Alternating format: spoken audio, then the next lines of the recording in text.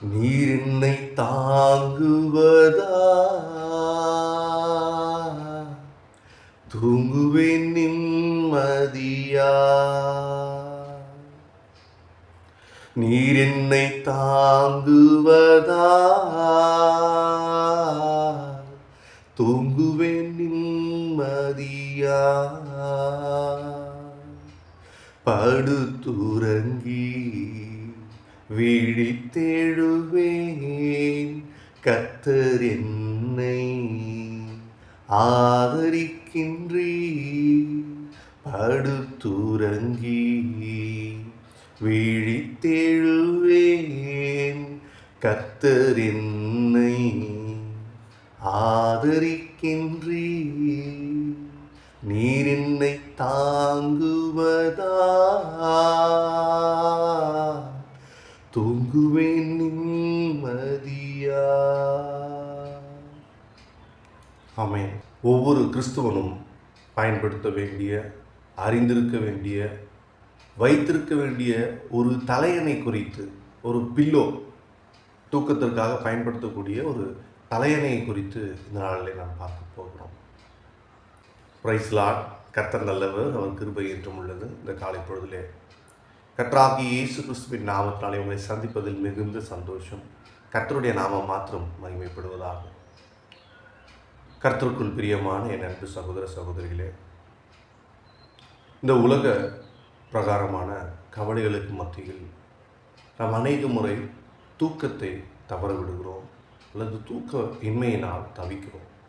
தூங்கவே முடியல பிரதர், தூக்கமே இல்லை பிரதர், எப்போவுமே எதிர்காலத்தை குறித்த கவலை, நிகழ்காலத்தை குறித்த கவலை, உடல் நலத்தை குறித்த கவலை, பிள்ளைகளை குறித்த கவலை, வேலையை குறித்த கவலை, வாழ்க்கை குறித்த கவலை, கணவனை குறித்த கவலை, மனைவி குறித்த கவலை, என் குடும்பத்தின் ஒட்டுமொத்த சூழ்நிலையும் குறித்து கவலைப்படுகிறேன் என்று சொல்லி தூக்க இன்மையினால் தூங்க முடியாமல் மிகுந்த தவிப்புக்குள்ளாக. அது மாத்திரமல்ல, இந்த உலகத்தின் சூழ்நிலையை கண்டு பயம், இயற்கை பேரிடர்கள் வந்து கொண்டிருக்கிறது. அநேகர் லட்சக்கணக்கில் மரித்து கொண்டிருக்கிறார்கள். தீராத நோயினால், பரவி வருகிற நோயினால் அதை கண்டு பயமாயிருக்கிறது. இப்படி தொடர்ந்து இயற்கையினாலும், மனிதர்களினாலும், மனிதர்களுடைய அச்சுறுத்தல்களினாலும், மனிதர்களுடைய போராட்டங்களினாலும், தூக்கமின்மையினாலும் இந்த உலக கவலையிலே மூழ்கி போயிருக்கக்கூடிய நண்பு சகோதர சகோதரிகள் ஒவ்வொருவருக்காக இந்த காலை பொழுதில், இந்த விடியற் காலை பொழுதில் கர்த்தரனை எழுப்பி உங்களோடு கூட பேச வாஞ்சிக்கிறார். இயேசு கிறிஸ்து பயன்படுத்தின தலையணையை குறித்தும், தாவீது பயன்படுத்தின தலையணை குறித்தும் இந்த நாளிலே நாம் அறிந்து கொள்வோம். அதை நாம் முற்றிலுமாய் அறிந்து கொள்ள மார்க் 4ஆம் அதிகாரம் 35 41 முடியவும், சங்கீதம் 3ஆம் அதிகாரம் 5-6 வசனங்களை இந்த நாளில் நீங்கள் தியானிப்பீர்களானால் கர்த்தர் உங்களோடு கூட பேச காத்து கொண்டிருக்கிறார். முதலாவது மார்க் 4ஆம் அதிகாரம் 35 41 முடிய உள்ள வசனங்கள் என்னென்ற அந்த சூழ்நிலையை உங்களுக்கு சொல்லிவிடுறேன். நிச்சயமாக இந்த சூழ்நிலையை உங்கள் எல்லாருக்கும் தெரியும். ஏசப்பா காற்றையும் கடலையும் அதட்டினார் என்பதை குறித்து பார்க்க போகிறோம். நம்ம எல்லாருக்கும் தெரிஞ்சது போல் அவர் ஊழியத்தை முடிச்சுட்டு கப்பலில் புறப்படுறாரு. புறப்பட்ட சிறிது நேரத்தில் காற்றும் கடலும் கொந்தளித்து படகு அமிழத்தக்க தண்ணீர் படகை வந்து மோதுகிறது.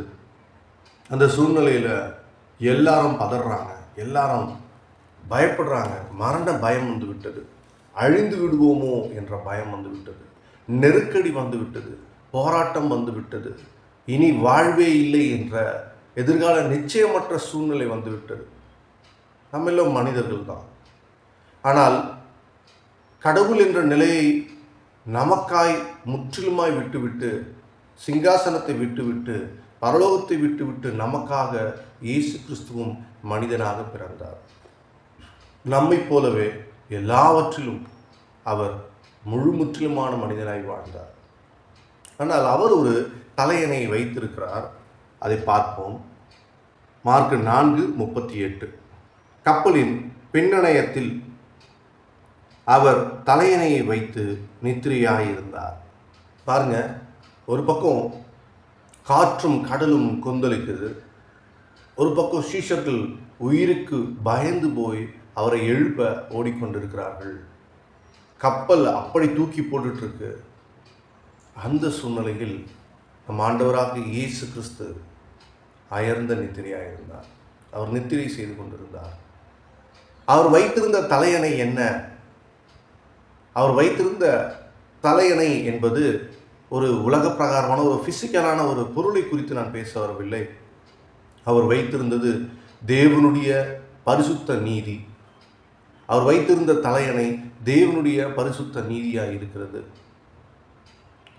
இரண்டாவதாக அவர் வைத்திருந்த தலையணை வானத்தையும் பூமியும் படைத்த சர்வ வல்லமையுள்ள தேவன் என்னுடைய சொந்த தகப்பன் என்ற அந்த உண்மையான சூழ்நிலையை விசுவசித்த தலையணையாக இருக்கிறது. வானத்தையும் பூமியும் படைத்த தேவனுடைய கரத்திற்குள் நான் இருக்கிறேன். என் தகப்பனுடைய வல்லமையை மீறி செயல்பட இந்த பூமியில் ஒன்றுக்கும் அதிகாரம் இல்லை என்பதை நன்கு உணர்ந்த இயேசு கிறிஸ்து. அவர் பயந்திருந்தால் தகப்பனை விசுவசிக்காமல் போகிறார் என்ற அர்த்தமாயிருக்கும். அவர் பயப்படவில்லை. அவர் ஒரு நாளும் பயந்ததே கிடையாது.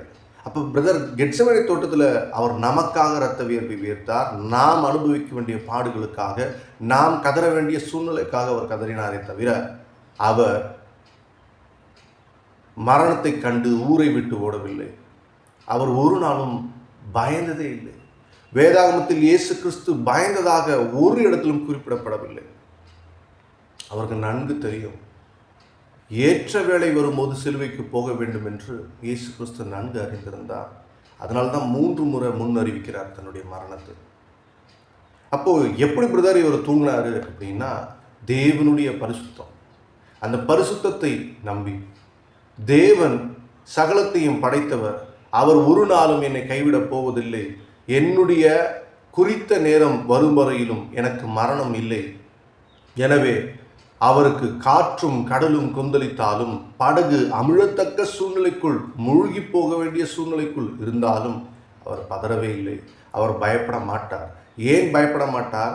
இயற்கையோ மனிதர்களோ அவரை கொன்று போட முடியாது என்பதை நன்கு அறிந்தவராக இருந்தார். ஏனெனில் அவர் தகப்பனுடைய கரத்தில், பலத்த கரத்தில் அடங்கியிருந்தார். அவர் தகப்பன் மீது முழு விசுவாசத்தை வைத்திருந்தார். அவர் எந்த சூழ்நிலையிலும் பயந்ததாக சரித்திரமே இல்லை. நாமும் எந்த சூழ்நிலையிலும் பயப்பட வேண்டிய அவசியம் இல்லை என்பதை தேவன் நமக்கு இந்த இடத்தில் சுட்டி காட்டுகிறார். பிறகு அவர் எழுந்திருக்கிறார், காற்றையும் கடலையும் அதட்டுகிறார். அதன் பிறகு முக்கியமான ஒரு கேள்வியை நம்மை பார்த்து கேட்கிறார். 40வது வசனம். அவர் அவர்களை நோக்கி, ஏன் இப்படி பயப்பட்டீர்கள்?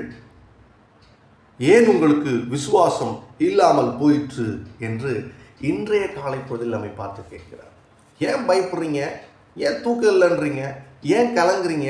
ஏன் உங்களுக்கு விசுவாசம் இல்லைன்றீங்க? அப்பா என்ன அமிச்சு தன்னுடைய ஒரே பேரான குமாரனை பாவம் அறியாதவரை, ஆட்டுக்குட்டியானவரை சிலுவைக்கு ஒப்பு கொடுத்து ரத்தம் சிந்தி, கிரயத்திற்கு ரத்தம் சிந்தி விலை கொடுத்து நம்மை வாங்கினார். நரகத்தில் அழிந்து போயிருக்க வேண்டிய நம்மை தன்னுடைய ரத்தம் சிந்தி, பரிசுத்த ரத்தம் சிந்தி நம்மை மீட்டு கொண்டார். நம்மை பரலோகத்திற்குரியவர்களாய் மாற்றிக்கொண்டார். நம்மை பிதாவினுடைய சொந்த குமாரர்களாய் மாற்றிருக்கிறார், குமாரத்திகளாய் மாற்றிருக்கிறார்.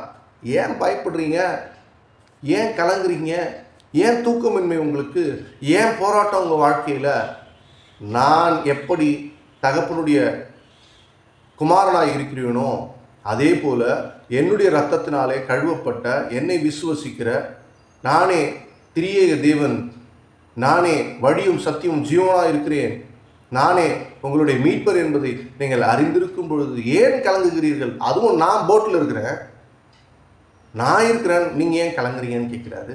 அதே போல் அவர் வைத்திருந்த தலையணை தேவனுடைய பரிசுத்தமும், தேவனுடைய கட்டுப்பாட்டில் தான் இந்த பூமியும் மனிதர்களும் அண்ட சராசரங்களும் இருக்கிறது. அவர் அந்தரத்தில் பூமியை தொங்க விட்டு இருக்கிறார் என்ற அந்த விசுவாசத்தோடு அவர் தூங்கினார். அவர் பயன்படுத்தின தலையணை அதுவாக இருக்கிறது. அது மாத்திரமல்ல, சங்கீதம் 3ஆம் அதிகாரம் 5-6 வசனங்கள். நாம் இதில் கொஞ்சம் ரிவர்ஸில் படிக்க போகிறோம். 6-5 வசனங்களை படிப்போம். இது இன்னும் கூட கருத்துக்களை வெளிப்படுத்தக்கூடியதாக இருக்கும். தாவீது தன்னுடைய சொந்த மகன் அப்சலோமினால் துரத்தப்பட்டு கொலை செய்யப்பட தேடிக்கொண்டிருக்கக்கூடிய ஒரு ஆளாய், வாண்டட் லிஸ்டில் இருக்கக்கூடிய ஒரு ஆளாய் பதறி தன் உயிரை காப்பாற்ற ஓடிக்கொண்டிருக்கிறார். மிகுந்த கஷ்டம், இதெல்லாம் மிகுந்த கஷ்டம். சொந்த பிள்ளைய, பாலூட்டி வளர்த்த பிள்ளைய, மார்பிலும் தோளிலும் சுமந்த பிள்ளைய, ராஜாவினுடைய பிள்ளையாய் வளர்த்த தாவீது தன் மகனினால் அரசாட்சியை இழந்து, தன் மகனினால் தன் குடும்பத்திற்கும் தனக்கும் பேரிடர், பெரிய ஆபத்து இருக்கக்கூடிய ஒரு சூழ்நிலையில் அவர் ஜெபிக்கிறார். அவருடைய ஜெபம் எப்படிப்பட்டதாக இருக்கிறது என்பதை நீங்கள் அறிந்து கொள்ள வேண்டுமானால் இந்த சங்கீதம் 3ஆம் அதிகாரம் முழுமையுமாய் நீங்கள் படித்தீர்களானால் அவர் எப்படி ஜெபிக்கிறார் என்பதை உங்களால் காண முடிகிறது. இதில் அவர் பயன்படுத்தின தலையணை, இயேசு கிறிஸ்து பயன்படுத்தின அதே தலையணை போல இங்கு தாவீதும் தலையணை பயன்படுத்துகிறார். இது பழைய ஏற்பாட்டில் அவர் பயன்படுத்தின தலையணையாக இருக்கிறது. சங்கீதம் 3ஆம் அதிகாரம் 6ஆம் வசனம், எனக்கு விரோதமாய் சுற்றிலும் படையெடுத்து வருகிற 10,000 பேருக்கும் நான் பயப்படேன். அதாவது அவரை கொல்ல 16,000 பேர் அவரை சுற்றிலும் அவரை தேடிக்கொண்டிருக்கிறார்கள். அவர்களுக்கு மத்தியில் அவர் இருக்கிறார். அவர் கண்டுபிடிச்சா அவர் என்ன வேணாலும் செய்ய வாய்ப்பு இருக்கிறது. எந்த நிமிஷத்தில் அவருடைய உயிர் போக அவருக்கு வாய்ப்பு இருக்கிறது. ஆனால் அதை குறித்து எனக்கு கவலை இல்லை ஆண்டவரே அப்படின்னு சொல்கிறாரு. 5வது வசனம், ரிவர்ஸில் படிக்கிறேன். 5வது வசனம், நான் படுத்து நித்திரை செய்தேன், நான் படுத்து நித்திரை செய்தேன், விழித்து கொண்டேன், கர்த்தர் என்னை தாங்குகிறார். ஆமென். தாவீது இயேசு கிறிஸ்து பயன்படுத்தின அதே தலையணையை பயன்படுத்தியிருக்கிறார். அது தலையணை என்பது பிசிக்கலான ஒரு துணி அடைத்த ஒரு பை அல்ல. தலையணை என்பது கர்த்தருடைய நீதியின் மீதும், கர்த்தருடைய பரிசுத்தத்தின் மீதும், கர்த்தருடைய கைவிடாத தன்மையின் மீதும் கொண்ட விசுவாசம், அதை தலையணையாய் கொண்டிருந்தார். அவர் மனிதர் கையில் என்னை விட்டு கொடுக்க விரும்பவில்லை. அவர் இயற்கையின் கையிலும் என்னை விட்டு கொடுக்க விரும்பவில்லை. எனக்கு ராஜ்யம் போயிடுச்சு, எனக்கு அரண்மனை போயிடுச்சேன்னு கேட்காத தாவீதாய் அவர் இருந்தபடினாலே அவர் முழுமுற்றிலுமாய் தன் இருதயத்திலே, கர்த்தாவே நீர் என்னை மீட்டுக் கொள்வீர், நீர் ஒருபோதும் என்னை கைவிடுவதில்லை என்பதை மிக தெளிவாக சொல்கிறார். அதே 3ஆம் அதிகாரம் 3ஆம் வசனத்தில் நீங்கள் பார்த்தீர்களானால், இத்தனை உயிருக்கு போராட்டமான சூழ்நிலையில் தாவீது சொல்கிறார், ஆனாலும் கர்த்தாவே, ஆனாலும் கர்த்தாவே. இந்த ஆனாலும் கர்த்தாவேன்றது பைபிளில் என்னுடைய பார்வையில் கொண்டாடப்பட வேண்டிய ஒரு வார்த்தையாக இருக்கிறது.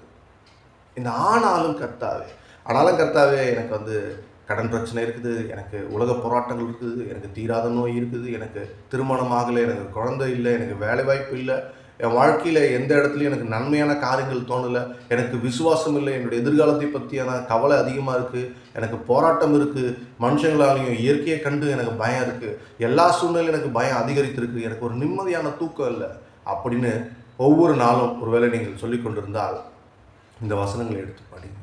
இத்தனை பெரிய போராட்டத்துக்கு மத்தியில் வாழ்ந்து கொண்டிருந்த தாவீதினுடைய வார்த்தையை பாருங்கள். இந்த பிரச்சனையெல்லாம் உண்மைதான், ஆனாலும் கர்த்தாவே. சந்தோஷமாக இருக்குங்க இந்த வசனத்தை படிக்கும் பொழுது, இந்த வார்த்தை உணரும் பொழுது.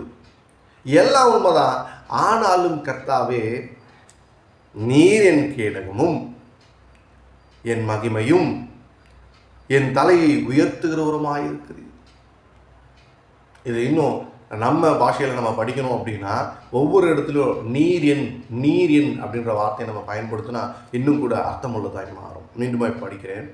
என்னுடைய உணர்தலுக்காக, நம்முடைய புரிதலுக்காக இன்னும் அதை ஆழமாய் உரிமையோடு படிக்க விரும்புகிறேன். என் சூழ்நிலையெல்லாம் பாதகமாகவும் மரண இருளின் பள்ளத்தாக்கில் நடக்கிறது போல இருந்தாலும் கூட, ஆனாலும் கர்த்தாவே நீர் உமது ஒரே பேரான குமாரனை எனக்கு கொடுத்தபடியினாலே, அவரையே பலியாய் கொடுத்து பரிசுத்த ரத்தத்தை கொண்டு என்னை மீட்டபடியினாலே, அதுதான் இந்த ஆனாலும் கர்த்தாவே. இது பழைய ஏற்பாடு தான், ஆனால் நம்ம இன்னைக்கு உரிமை கொண்டாட முடியும். ஏன்னா இயேசு கிறிஸ்து பழைய ஏற்பாட்டில் தாவீதுக்கு கொடுக்கப்படலை, ஆனால் தாவீதின் வம்சத்தில் அவர் நமக்காக கொடுக்கப்பட்டார். இதை உணர்ந்து இதை படிப்போம். ஆனாலும் கர்த்தாவே, நீர் என் கேடகமும் நீர் என் மகிமையும் நீர் என் தலையை உயர்த்துகிறவருமாய் இருக்கிறேன்னு சொல்றார். இத்தனை மரண போராட்டத்துக்கு மத்தியில் ஒரு மனுஷனால சொல்ல முடியும்னா நான் நம்புகிறேன் அவர் இயேசு கிறிஸ்து பயன்படுத்தின அதே தலையணையை பயன்படுத்துகிறார். அதனால தான் அவரால் படுத்துறங்கி விழித்தெழ முடிந்தது. இத்தனை 16,000 பேர் சுற்றி வளைத்து கொலை செய்ய தேடிக்கொண்டிருக்கக்கூடிய ஒரு வாண்டட் லிஸ்ட் இருக்கக்கூடிய ஒரு மனுஷனால் தூங்க முடியுமான்றது எப்படி முடியும்? நமக்கு இன்னைக்கு இருக்கிற சின்ன சின்ன பிரச்சனைக்கே நமக்கு தூக்கம் வரல. அங்கே மரண போராட்டம். நம்ம கொலை செய்ய யாரும் இன்னைக்கு தேடலை. நமக்கு மரண போராட்டம் இல்லை, எப்படி வாழ்றதுன்னு தான் போராட்டமாக இருக்குது. அந்த சூழ்நிலைக்கே நமக்கு தூக்கம் வர மாட்டேங்குது. ஆனால் இங்கே கொலை செய்ய தேடப்பட்டு கொண்டிருந்த தாவீதுக்கு நான் படுத்துறங்கி விழித்தெழுந்தேன்னு சொல்கிறார். கர்த்தரை நீ தாங்குகிறீன்னு சொல்கிறார். கர்த்தருக்குள் பிரியமான என் அன்பு சகோதர சகோதரிகளை, இவங்க பிரச்சனையை விட தாவீதுடைய பிரச்சனை ரொம்ப பெருசு. தாவீதுடைய பிரச்சனையை காட்டிலும் தாவீதுடைய பிரச்சனைக்காவது மனுஷங்களுடைய தொந்தரவு இருக்குது. ஆனால் இங்கே ஏசப்பா படகுல தூங்கும் போது பார்த்தீங்கன்னா அவரை சுற்றிலும் இயற்கையின் பிரச்சனை இருக்குது. இயற்கையின் பேரிடர்னே சொல்லலாம். அதை யாராலையும் கண்ட்ரோலே பண்ண முடியாது அப்படின்னு நமக்கு ஒரு பிம்பம் இருக்குது. மனுஷனாவது கொஞ்சம் கையில் காலில் வந்தாது பழச்சிக்கலான்னு சொல்லலாம். குத்திராதப்பா, வெட்டிடாதப்பா, அழிச்சிடாதப்பான்னு ஏதாவது கேட்கறதுக்கு வாய்ப்பு இருக்குதுன்னு சொல்லலாம். ஆனால் இயற்கை கிட்ட ஒன்றும் பேசவே முடியாது. பூகம்பம் வந்தாலோ, சுனாமி வந்தாலோ, வேறு எந்த இயற்கை பேரிடர் வந்தாலோ தப்பிக்கவே முடியாதுன்னு நமக்குள்ள ஒரு பிம்பம் இருக்குது, ஒரு மாயை இருக்குது. ஆனால் அவர் எழுந்து காற்றையும் கடலையும் அதட்டுகிற தேவனாக இருக்கிறார். அப்பேற்பட்ட சர்வ வல்லமையுள்ள தேவன். மனுஷனையும் ஒன்றும் இல்லாமல் பண்ண முடியும், இயற்கையும் அவரால் ஒன்றும் இல்லாமல் பண்ண முடியும், ஒரு வார்த்தையை சொல்லி. அப்பேற்பட்ட தேவன் தன்னுடைய சொந்த குமாரனை நமக்காய் கொடுத்து நம்மை மீட்டெடுத்திருக்கிறார் என்றால் நான் இன்னும் ஏன் பயப்படுறேன்? நான் இன்னும் ஏன் கலங்குறேன்? இப்படி இருந்தால் நான் எப்படி மிஷினரி ஊழியத்தை செய்ய முடியும்? இப்படி இருந்தால் நான் கர்த்தருக்கு எப்படி வாழ்ந்து காட்ட முடியும்? இப்படி இருந்தால் என் விசுவாசம் கேள்விக்குறியாக மாறிடுது. என் அன்பு சகோதர சகோதரிகளை, இதை 3-4 நாளாக தூக்கம் இல்லாமல் என்னை சிந்திக்க வைக்கிறார், என்னோடு பேசுகிறார். இதை சொல்லு, என் பிள்ளைகள் நிறைய பேர் தூக்கம் எல்லாம் இருக்கிறாங்க, இதை சொல்லு, ஒவ்வொருத்தருக்கும் சொல்லுப்பா, இது எழுந்து சொல்லுன்னு அனுதினமும் எழுப்புகிறார். ஆனால் எத்தனையோ தடைகள் இந்த ஜெபத்தை இவங்களிடத்தில் கொண்டு வந்து சேர்க்க முடியாமல், இந்த சத்தியத்தை இவங்களிடம் கொண்டு வந்து சேர்க்க முடியாமல் எத்தனையோ விதமான சூழ்நிலைகள். ஆனாலும் கர்த்தாவே, நீர் இந்த வீடியோவை பண்ண கிருபை செய்ததற்காக நன்றி. இது அநேக மக்களை நிச்சயமாய் இந்த தேவனுடைய வார்த்தை தொட்டு குணப்படுத்தி சுகப்படுத்தி இருதயத்தில் உள்ள கவலைகள் எல்லாவற்றையும் எடுத்து, வாழ்க்கை குறித்து, மனிதர்களை குறித்து, இயற்கை குறித்து பயங்கள் எல்லாவற்றையும் எடுத்துவிட்டு காற்றையும் கடலையும் அதட்டுகிற தேவனுடைய வல்லமை, மனிதர்கள் எத்தனை 16,000 பேர் சுற்றி வளைத்தாலும் அவர்களிடத்திலிருந்து பாதுகாக்கும் வல்லமையை கொண்ட சர்வ வல்லமையுள்ள தேவன் அவருடைய ஒரே பேரான குமாரனையை நமக்காய் கொடுத்து ரத்தம் சிந்தி மீட்டாரானால் இந்த உலக பாதுகாப்பு நமக்கு கிடைக்காது இருப்பது எப்படி? இந்த உலக பிரகாரமான ஆசீர்வாதங்கள் நமக்கு கிடைக்காது இருப்பது எப்படி? உணர்வோம், கர்த்தரை விசுவசிப்போம். நம்முடைய தலையணை கர்த்தர் மீது கொண்ட விசுவாசத்தின் தலையணையாக இருக்கட்டும். நம்முடைய தலையணை கர்த்தருடைய பரிசுத்தத்தின் மீது உள்ள விசுவாசம் உடையதாக இருக்கட்டும். நம்முடைய தலையணை அண்ட சராசரங்களை படைத்த தேவன் அந்தரத்தில் பூமியை வைத்திருக்கிறார். அந்த பூமி கர்த்தருடைய முழு கட்டுப்பாட்டில் இருக்கிறது. நான் அழிந்து போக மாட்டேன், எனக்கு மரணம் இல்லை, எனக்கு நித்திய ஜீவனை கொடுத்த தேவனுடைய பிள்ளையாய் இந்த பூமியில் உயிரோடு நான் வாழ்ந்து கொண்டிருக்கிறேன். என் ஜீவனுள்ள நாளெல்லாம் நன்மையும் கிருபையும் என்னை தொடரச் செய்கிற தேவன் அவராய் இருக்கிறார்.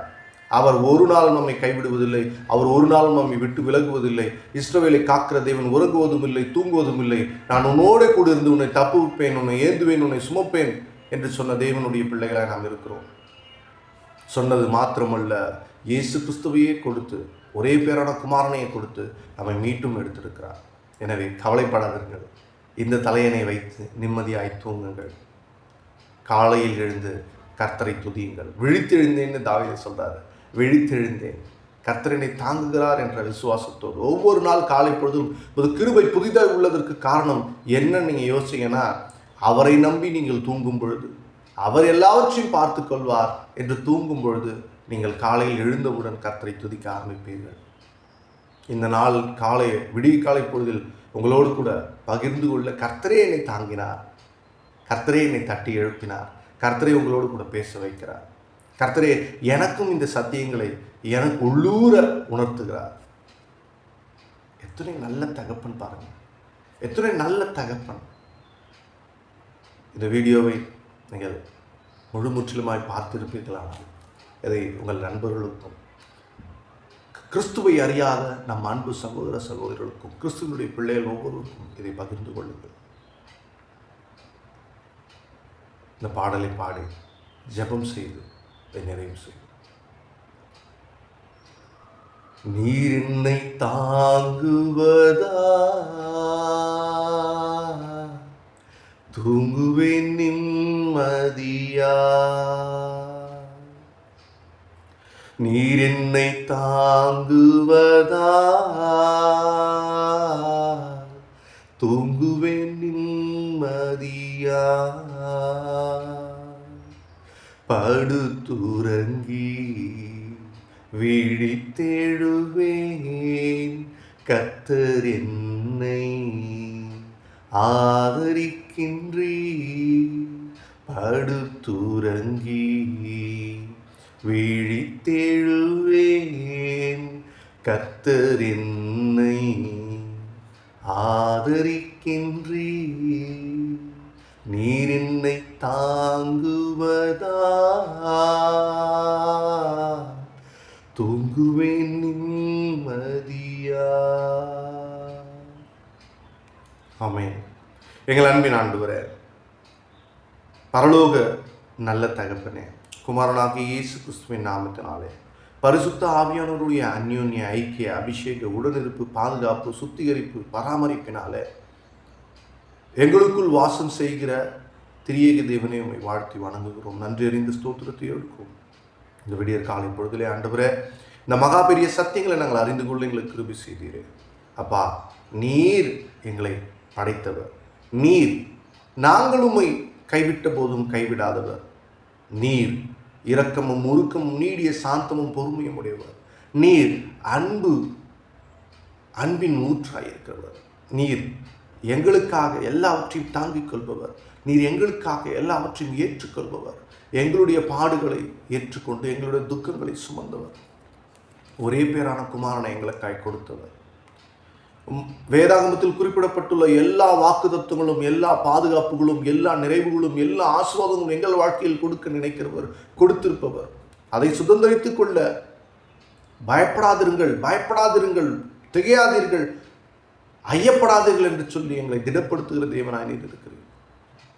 அதை இந்த காலை பொழுதிலே உணர சங்கீதம் 3ஆம் அதிகாரம் 5, 6 வசனங்களையும், அதே சங்கீதம் 3ஆம் அதிகாரம் 3ஆம் வசனத்தையும், மார்க்கு 4ஆம் அதிகாரம் 35 41 முடிய ஜீவனுள்ள தேவனுடைய வார்த்தைகளும் நாங்கள் தியானிக்க இந்த காலை பொழுதில் எங்களை கிருபை செய்யும். எங்கள் ஜெபங்களை முற்றிலுமாய் ஏற்றுக்கொண்டவரும் கவனிப்பவரும் எங்கள் நினைவாகவே இருப்பவரும் எங்களை கைவிட தெரியாதவரும் ஆகிய நல்ல தகப்பனாகிய இயேசு கிறிஸ்துவின் நாமத்தினாலே இந்த மகிழ்ச்சியின் ஜெபங்களை எடுக்கும். நிம்மதியான உறக்கத்தை, நிம்மதியான வாழ்க்கையை ஒவ்வொரு மனிதனும் அனுபவிக்க நீர் செய்து முடித்த காரியங்களை எல்லோரும் அறிந்து கொள்ள கிருபை செய்கிறார். செய்தபடியினால் உம்மை ஸ்தோத்திரிக்கிறோம். எல்லா துதி கன மகிமை இயேசு கிறிஸ்துவின் நாமத்தினாலே திரியேக தேவனை உமக்கே ஏறெடுத்து மகிழ்கிறோம். ஆமென், ஆமென். என் ஆத்துமாவே கர்த்தரை ஸ்தோத்திரி, என்னுடைய முழு உள்ளமே அவருடைய பரிசுத்த நாமத்தை ஸ்தோத்திரி. என் ஆத்துமாவே கர்த்தரை ஸ்தோத்திரி, கர்த்தர் செய்த சகல உபகாரியங்களை மறவாதே. ஆமென். கர்த்தர் உங்களோடு இருக்கிறார். அவர் நமக்காக யாவையும் செய்து முடிக்கிற தேவனாய் இருக்கிறார். மறந்து விடாதீர்கள், பயப்படாதீர்கள், திகையாதீர்கள். கர்த்தர் நமக்கு நல் வாழ்க்கையை கொடுத்திருக்கிறார், நல் மீட்பை கொடுத்திருக்கிறார், ரட்சிப்பை கொடுத்திருக்கிறார், ஒரே பேரான குமாரனை கொடுத்திருக்கிறார். நாம் வாழும்படியாக உணர்வோம், பயமின்றி வாழ்வோம், கர்த்தருடைய தலையணையை பயன்படுத்துவோம், கர்த்தரையே தலையணையாய் பயன்படுத்துவோம். ஆமென். Have a good day. God bless you.